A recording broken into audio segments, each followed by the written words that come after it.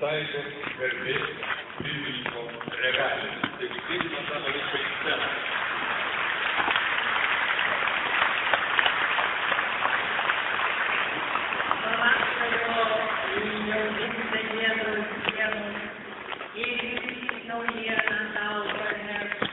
Dolino būrios įskyrės vienas, ant gatvės grindinio būrių nekylas.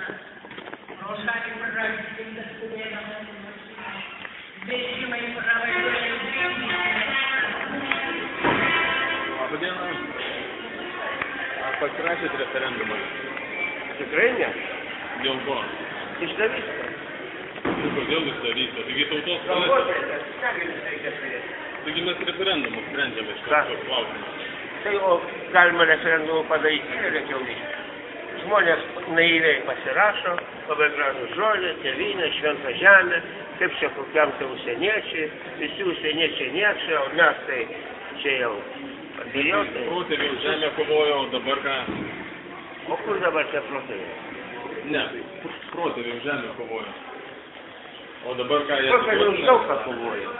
Už daug ką, ne už tos usnynus, kurios, o jis pačiai puoselėja žemę ko dabar. Nu, neturiu, bet noriu įsigyti, o kai užsieniečiai, Tai ką tada darysiu? ko jie pirks tos usnynus? Nusipirk ir puoselėk. Ir neparduok. Ir neparduok. Bet kodėl jūs pasakėt šitaip mūsų grandį? Labai gerai pasakėt. Mano sutikau kaimynę savo irgi tremtinė ir mano močiutės tremtinių šeima visa. Ir kaip jūs taip galėjot pasakyti? Ką pasakyti? Mes sutarties laikytis turim. Ką pasakyti? O ką jūs sakot? O ką jūs sakot? Ar jūs perskaitot tekstą? Taip perskaitau, va šitą tekstą čia. Ir dabar kaip jūs galite sakyti, kad parduoti žemę, man žinokit trūksta. Tai neparduokit. Nu, tai žemė ir neparduok. Nusavybė neverčia. Gerai, turi namą. Namą turi. Nori, kad tau uždraustų parduoti tavo namą.